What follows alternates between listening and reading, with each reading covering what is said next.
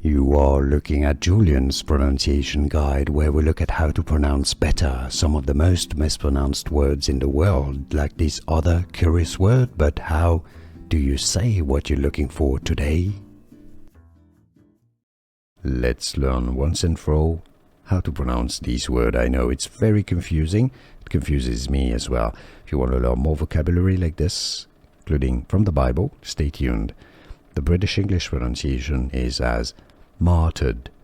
The R's are not pronounced in the UK often.